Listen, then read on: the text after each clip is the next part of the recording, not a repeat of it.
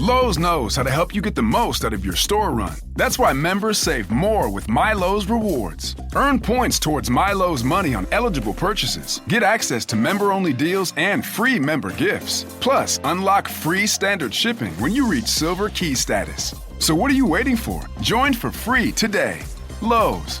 We help. You save. Loyalty program subject to terms and conditions. Details at lowes.com/terms. Subject to change.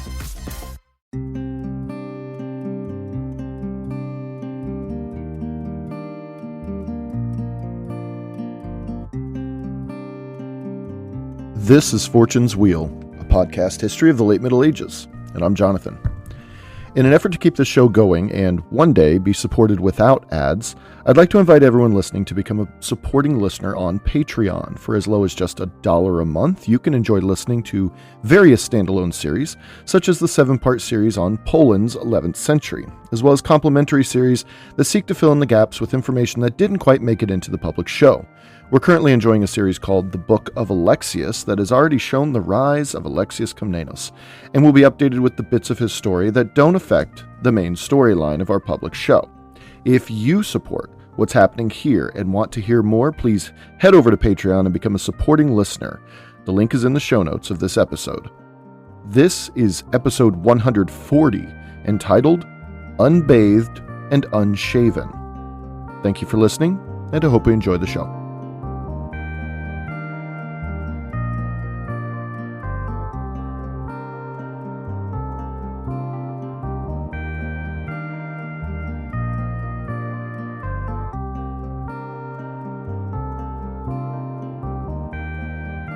If there was one specific image that terrified all in the Mediterranean region in the early 1080s, it was a Norman emperor of Eastern Rome. Think about that. Namely, Emperor Robert de Hauteville, the Guiscard. Popes had struggled to make tenuous peace with the man for at least 2 decades by 1081. A German king tried in vain to pull him into vassalage, offering all sorts of sweet whispers in the Norman's ear to no avail. The Saracens, by way of Guiscard's youngest brother, Count Roger, were forced to succumb slowly to the Norman domination in Sicily. Up-and-coming Venetians, well, they launched their entire naval fleet to protect a dominion they didn't even claim. And now, the emperor of the most powerful state in Europe and the Middle East was forced to stand his ground against Guiscard's invasion. I urge everyone listening not to underestimate the power that Guiscard held by 1081. He quite literally mobilized a Byzantine emperor to engage with a potential Holy Roman emperor to do whatever he could do to draw the Norman Duke away from his plans on Constantinople.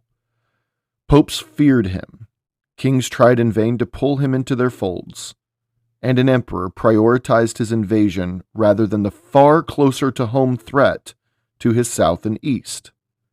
This was Robert Guiscard in 1081.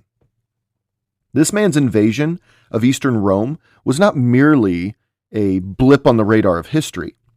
It seems to me to be potentially, keyword potentially, the most pivotal moment of the 11th century next to the First Crusade. I mean, who could actually say that if Guiscard took Constantinople and became Emperor of Eastern Rome, that there would ever have even been a crusade? We can't say. But it's something to think about. Now, I know my English listeners are probably screaming bloody murder about the literal world-changing effects of 1066, of Duke William's conquest of England, and I hear you. Believe me, I hear you. I just said the word potentially. I would be very curious to see an examination of the potential effects had Guiscard actually succeeded in his invasion of Eastern Rome and taken the imperial crown.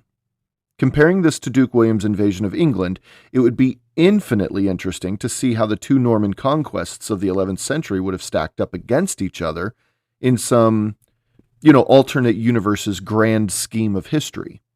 I'm only playing with the idea here, but I wonder if there was ever an event that could possibly eclipse what Duke William did up in England.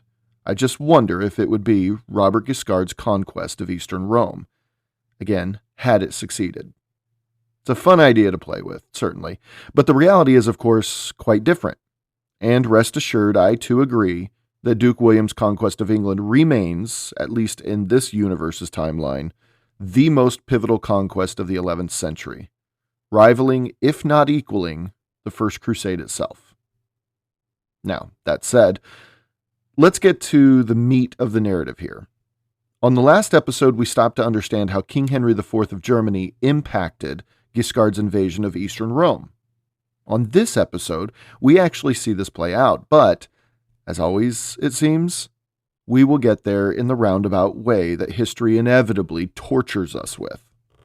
In his book Lost to the West, Lars Brownworth writes, quote, "When Alexius sent along a healthy amount of gold with the rather obvious suggestion that a Norman emperor might not be a good thing for either of them, Henry obligingly invaded Rome, forcing the panicked pope to beg Guiscard to return at once.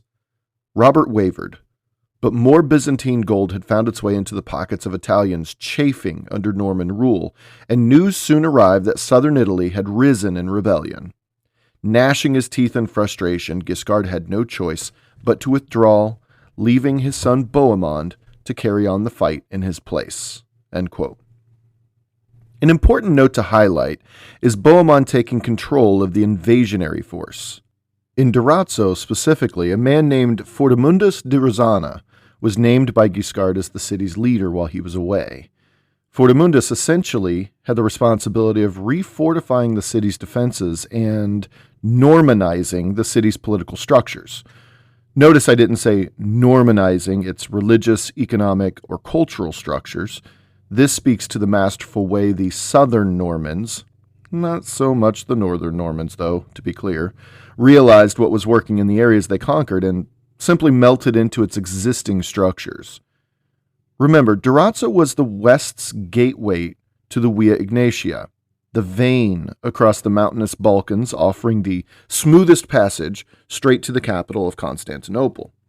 With Fortimundus handling Durazzo, Bohemond's contribution to the invasion was predominantly out in the fields and mountains, to push farther east, to take on the emperor head-on, so to speak. The second phase of Guiscard's invasion was in full swing. The capture of both Corfu and Durazzo was the first phase. Moving eastward along the Via Egnatia was the next, and it had begun with a great win for Guiscard when both the region of Illyria and the city of Castoria fell to him by March of 1082. Unfortunately for the conquering duke, he couldn't continue at the moment. As mentioned, he gave full control of the invasionary force to Bohemond while he went back across the Adriatic to bail out the Pope in Rome from the threats of King Henry IV of Germany. Now, Malaterra would have you believe that Guiscard was returning because his beloved church and Pope were threatened. But that wasn't entirely the case. Guiscard, without question, would have been much happier proceeding on to Constantinople and cleaning up Rome when he had become emperor of Eastern Rome. But, as mentioned earlier, what really drew him back was Alexius's successful appeals to Guiscard's rebellious Apulian barons who had begun rising up separate from Henry's southward advancement toward Rome. That's an important distinction to make. It wasn't just a pope in need, as many texts would have you believe, and Guiscard pulls up his red tights and straps on his red cape to swoop in and save the day. No, he was worried about losing his supply lines in Apulia. That's what really drew him home.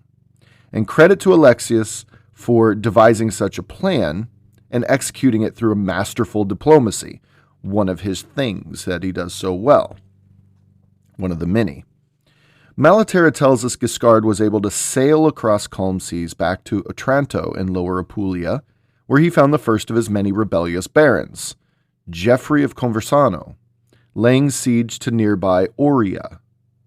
Guiscard left the bulk of his army back in Durazzo and Castoria under his son's leadership, but he did have a little force of his own, which he double-timed over to Oria. Geoffrey of Conversano heard of Guiscard's surprising approach, and terrified, he called the whole siege off and fled. Again, that's Robert Guiscard in 1082. The people flocked to greet their duke and thank him for relieving them of the siege. This happened time and time again, as Guiscard made his way through Apulia and into Calabria at times toward his capital of Salerno. All of his barons simply melted into the background upon his approach, and his mere presence was enough to quell the uprisings and sieges, at least for the time.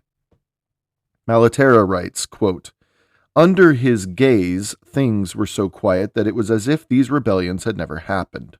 End quote. Such was the force of presence that was Robert Guiscard. Personally, I see a direct parallel to King William I up in England by this time, but that's just me. Now, while he was making his way across his domains in the Mezzogiorno, he had sent for his little bro, great Count Roger of Sicily, to join him against Prince Jordan of Capua. Wait, what? Why was he marching on his nephew, Jordan of Capua? I thought this was about Henry and, relieving the Pope and stuff. It seems that Prince Jordan of Capua, reminder, son of Guiscard's deceased brother-in-law and longtime frenemy, Richard of Capua, at the behest of Abbot Desiderius of Monte Cassino, Jordan had made a deal with the approaching German king to support his ascension to the imperial throne of the Holy Roman Empire. In exchange, Capua would receive imperial protection and gifts and privileges, unlike Robert Guiscard. So we're going to break away from Robert Guiscard's return journey to Italy and take a look at what Count Roger is being pulled away from himself. So this is what, as Roger's having to go over to Salerno to help him against Jordan, we're going to take a look at what he was leaving behind in Sicily. Count Roger had been popping back and forth across the Strait of Messina in an effort to not only hold down the Sicilian front, but also lend his presence and support to his namesake and nephew, young Roger Borsa, who was tasked with keeping Apulia and Calabria under control while dad, mom, and half-brother were off gallivanting across the Balkans. Count Roger was pulled back and forth for the better part of a year by March 1082. Chronicler William of Apulia writes that while Count Roger was home in Sicily back in 1081, the people of Troia in Calabria rebelled by refusing to pay up on their annual payments to Duke Robert, that is, Roger Borsa at this time. Simultaneously, the people of Ascoli, also in Calabria, were still pretty miffed about Guiscard destroying their city's defensive structures years earlier, and having been repeatedly denied payment to fix them, as promised, they too rebelled. Now, these two cities didn't just rebel separately. No, they combined forces and rode against Guiscard's heir, again the interim Duke, Roger Borsa. Now, Roger Borsa had been on plenty of battlefields in the past, and he'd participated in no small number of battle planning sessions alongside his father. It's part of his upbringing. But this would be his first situation on record that he himself was solely in charge of dealing with. It should be noted that the people of Ascoli met the people of Troia at Troia. Why Troia? Because that was where young Roger Borsa was at the time. Borsa, basically, was trapped in the city's centrally located citadel. Count Roger heard of this and desperately wanted to go and save his nephew. The Calabrians were a rough group who had suffered enough under Guiscard's presence in southern Italy. Who knows what they would do if they were to break into the citadel and gain access to Borsa. As soon as Uncle Roger left for Calabria, his sails disappearing over the horizon, William of Apulia and Malaterra both reported trouble in the region of Catania back in Sicily's eastern coastline. It was that old Saracen foe named Bernavert down in Syracuse. You might remember him from several episodes back. Malaterra writes, quote, "For this Prince of Syracuse and Nato was a cunning man, experienced in military matters, brave and crafty, saying one thing but keeping his plans to himself and doing another. And all the Saracens who were still putting up a fight in Sicily relied on his leadership." End quote. The crafty and cunning Bernavert was the lighthouse for Muslims in Sicily. Bernavert represented the absolute last hope for all Muslims there. Remember, Count Roger had, by the early 1080s, taken control over pretty much every part of the island except for the extreme south and southwest, where both Syracuse and Noto are located, mind you, and the central mountaintop citadel, Enna. By and large, though, Sicily was pretty firmly under Norman control, despite many cities submitting reluctantly. Now back to Catania. It's been a while, so let's do a refresher. Catania was both the name of a region as well as its capital city. By 1081, it was under Count Roger's control. Now, with that, Bernavert, the Emir of Syracuse, had been scheming for some time, and as Count Roger sailed back to relieve his nephew from the castle in Troina, Bernavert was able to subvert the loyalties of the city of Catania and gain access through some treachery. Malaterra says in no uncertain terms, quote-unquote, what had happened here resounded through the whole island. We're told that, in the Count's absence, Count Roger's son, another Jordan, right? This is Count Roger's son, Jordan, was nominal leader in Sicily. Jordan gathered two of his closest friends, a Norman man named Robert de Sourdeville and a Sicilian man named Elias Cardamensis. Now, quick note about Elias Cardamensis. He was a Muslim who chose to convert to Christianity some years earlier. In the near future, he will meet with some considerable trouble in Castrogiovanni when he was cornered by Muslims there, forced to convert, refused to reconvert back to Islam, and thus slain. Malaterra says about that, quote, he thus ended his life most admirably as a martyr, end quote. Showing us, the reader that is, reminding us that this idea of martyrdom was very much still alive and well in Christian thought. This is not a matter of tradition either. Throughout the 11th century, this tension between Christianity and Islam would continue, and references to Muslims as godless pagans and Christians as martyrs, well, that's no accident. Keep this in mind heading into the First Crusade. All right, now back to the action of 1081. These three men gathered their Sicilian forces and marched into Catania. Bernavert drew together his own army and met the Normans outside of the city of the same name. Surely Malaterra, like every single other chronicler in the Middle Ages, exaggerated like mad the numbers one saw on the battlefield, almost always, pitting the enemy with multitudes more than what the Christians were able to field. But Malaterra was probably correct in assuming the Saracen forces were into the thousands. He claims 20,000, but I mean, come on, really? While the Normans under Jordan had but 160 Norman ponyboys. It seems that God was on Jordan's side during this battle, according to Malaterra, because the end result was Bernavert barely making it out alive, and Jordan and his knights slaughtering the fleeing Muslim stragglers. This episode is brought to you by Hyundai. Think you know what an electric vehicle should be? Think again. From the charge time and range in the Ioniq 5 and 6 to the 601 horsepower Ioniq 5N, Hyundai is redefining what EVs should be. Learn more about Hyundai EVs at HyundaiUSA.com. EPA estimated 303-mile driving range for 2024 Ioniq 5 SE SEL limited rear-wheel drive and 361-mile driving range for 2024 Ioniq 6 SE long-range rear-wheel drive with fully charged battery. Actual range may vary. Jordan and his 160 knights were confident enough, after this, to pitch camp outside of Catania's walls and besiege it. That's right, 160 knights. Bernavert, devoid of his 1,000-strong army, apparently secreted himself out of the city and fled to Syracuse one of those nights. Jordan would gain access to Catania and bring the city back under Norman control shortly thereafter, with little, if any, more drama. With Catania back under his control, Roger would sleep much better while he was back in Calabria helping out his nephew, Borsa.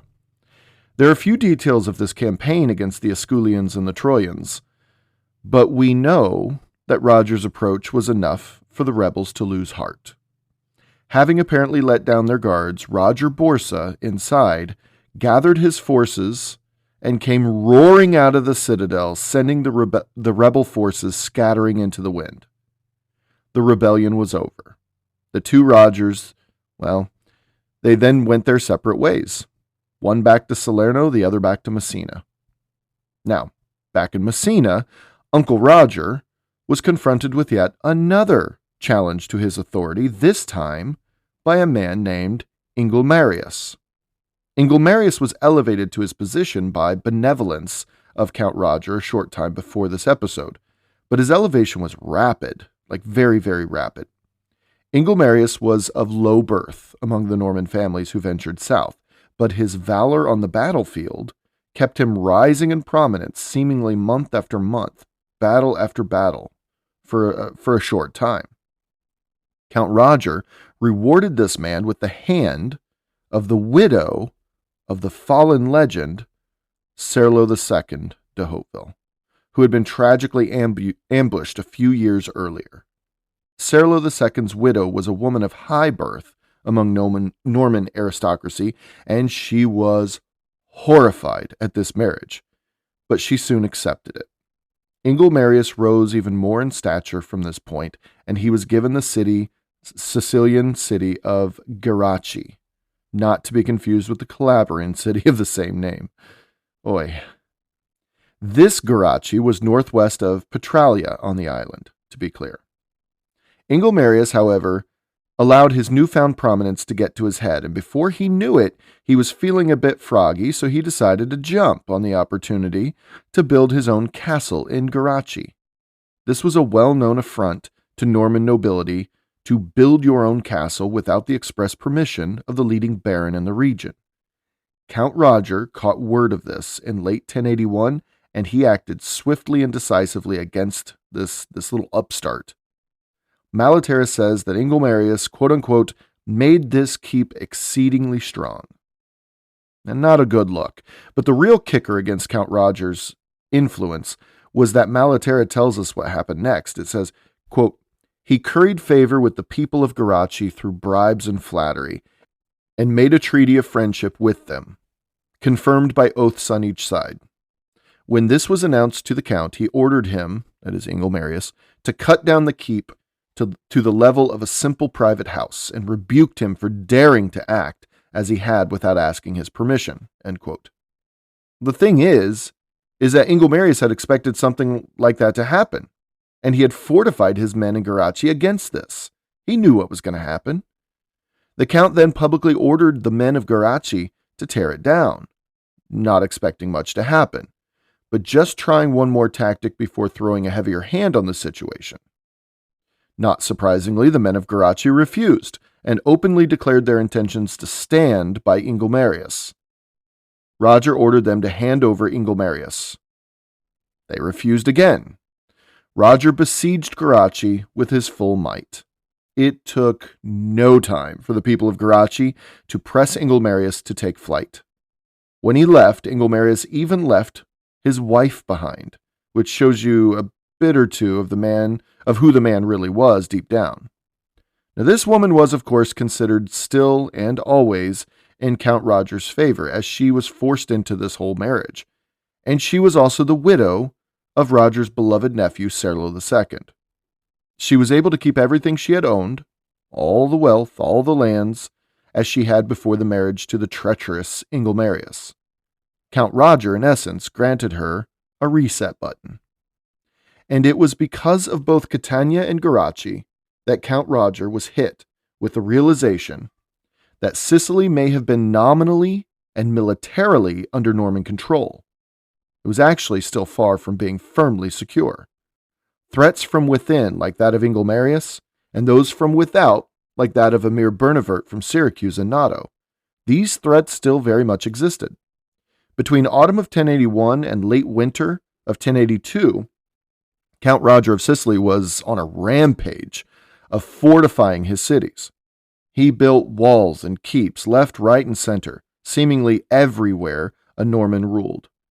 Count Roger seemingly emptied his coffers to fortify Norman Sicily, and he bought many more favors among the Muslim elite than he'd had before. The focus was, of course, Messina, however, which, after all these years, Count Roger still staunchly believed was the key to all of Sicily. Messina was favored among all the Sicilian cities under Count Roger's reign, surprisingly, because mighty Palermo was the real gem of the island. And it's worth noting that throughout this major building campaign across Sicily, Latin churches went up like mad. That's not to say that Muslims lost their mosques, or Jews lost their temples and synagogues, or even Orthodox Greeks lost their churches. If anything, Count Roger doubled and tripled and quadrupled down on his promises to keep them all safe. But Latin Christianity spread like mad during this time. In Messina, specifically, for example, he ordered the building of a church Malaterra calls, quote-unquote, lavish, insofar that he claims it rivaled that of his bishop's seat in Traina. Messina's new church of St. Nicholas wouldn't become its own bishopric, however. Surprisingly. Rather, it would melt into the bishopric Roger already promised to Traina, only catapulting Traina's bishop to meteoric heights of prominence among Mediterranean bishoprics. And this takes us to Guiscard's return to Apulia in Calabria in March of 1082. Guiscard recalled his little brother, as I've said, and it was by this time so perilous for Pope Gregory VII that as the two powerful Norman barons approached Rome from the south, Gregory was holed up inside the Roman citadel of Castel Sant'Angelo on the bank of the Tiber River, which cuts right through the immortal city itself. That's right, King Henry IV of Germany had not only besieged Rome, but he had also broken through its defenses and now controlled most of Rome. Rome was just about conquered by a German king in March of 1082. Henry was also successful in officially placing anti-Pope Clement III as Rome's bishop. Keep an eye on this little development over the next couple of years, yeah? But again, heading north from Salerno to Rome, one must inevitably march through Capua. And as we know now, Prince Jordan of Capua had negotiated with King Henry IV already, through the mediation of Abbot Desiderius of Monte Cassino, into a sort of vassalage to the German king. This made Jordan an enemy of Pope Gregory VII, and thus an enemy of Guiscard's. Both Robert Guiscard and Great Count Roger approached Capua and didn't just besiege it, but they ravaged it. Malaterra tells us that Prince Jordan was a pretty skilled knight himself, and he put up quite a fight. But why? Sure, Jordan of Capua was terrified when Henry approached Rome with a rather large, threatening force. Guiscard and Count Roger were both away at the time. Who knew if they'd even return to the mainland to help him, let alone the Pope? What defense did little Jordan of Capua have against a German war machine? Well, he had diplomacy. He negotiated, as we said, out of necessity, not out of disloyalty to Uncle Robert Guiscard and Uncle Roger de Hauteville. So why did Jordan of Capua still put up a fight when his uncles came to Capua? Well, as part of these negotiations, Jordan was forced to give his son to Henry as a hostage, a gift of good faith. If Jordan refused to put up a fight against Henry's enemies, then who knew what the German king would do to Jordan's son? As a father, I get this reaction to Guiscard's arrival. It must have been utterly debilitating to make such a decision. So, fight they did. And Jordan of Capua was, of course, defeated. This freed Guiscard up to handle other business throughout Apulia, which, as we know, exploded once again, this time at the prodding of Emperor Alexius I of Eastern Rome. Now, what I haven't said until now was who was really leading the uprisings in Apulia. I didn't want to muddy the waters unnecessarily or prematurely, but an interesting thing happened when Alexius sent letters to Apulian barons instigating them to rebel. See, years earlier, two brothers appeared in Constantinople, having escaped Apulia after a couple of failed rebellions of their own. Abelard and Herman, sons of one Humphrey de Hauteville. If you remember, when Abelard was but a very young boy, his father Humphrey died, and he was left in the custody of a much younger Robert Guiscard, that is, Uncle Robert Guiscard, who immediately stole Abelard's inheritance, and, well, we know the story from there. They made the acquaintance of now Emperor Alexius, who by late 1081 had orchestrated their return to Apulia to cause a little havoc. That's right. Robert Guiscard once again was forced to deal with his rebellious nephews. For the rest of 1082 and into 1083, having put down the threat of Prince Jordan of Capua, Robert Guiscard returned to Salerno and amassed his forces and his supplies to take on the German king, while also traveling the length and breadth of Apulia, chasing his nephews from city to city and bringing Apulia once again to heel. From the moment Prince Jordan of Capua was dealt with, Guiscard had to do this without the support and presence of Count Roger, though. Why? Thought he was already over there. Well, because, if you can believe it, Count Roger heard word that he had his own massive revolt to deal with back home in Sicily. Who now, you ask?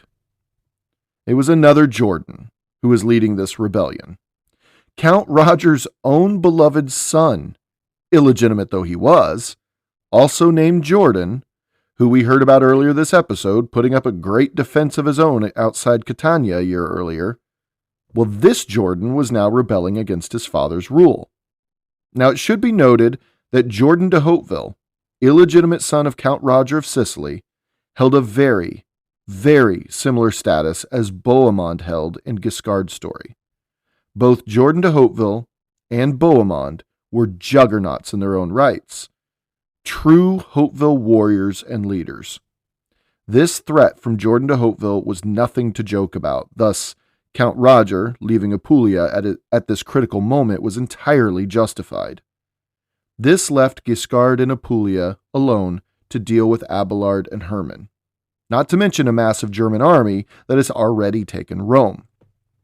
But wait, before we get out of here, it's crucial to mention that once Henry IV heard word of Guiscard and Count Roger joining forces to march against Capua, well, he pulled his entire army out of Rome.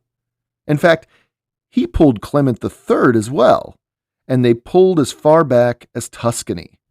I say again, this is the real force of nature that was Guiscard and his Norman war machine. All it took to force a German army back north was the mere mention of its approach. And once Capua was overrun, the reason Guiscard didn't march straight to Rome, besides the fact that his nephews were rebelling across Apulia, was that he received word that King Henry IV had pulled his entire army back, almost across the whole Alps themselves. Henry wanted absolutely nothing to do with Guiscard. This was crystal clear.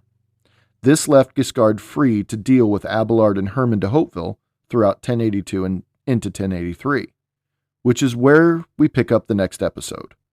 But I would be remiss to get through this entire episode and not explain the title.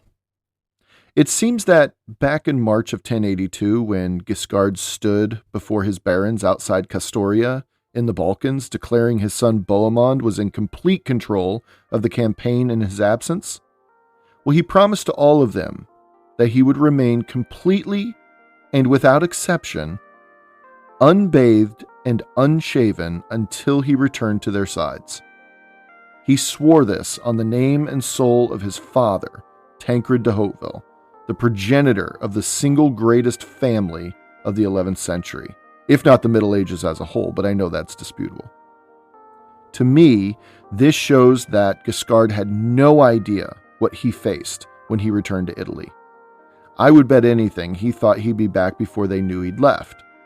As we know, this was not the case. He wouldn't return for at least 1 year. Let's pray Sikelgaita was able to stay in the Balkans, though if she's anything like my wife, she'd still be able to smell him from across the Adriatic. Thanks for listening. Until next time.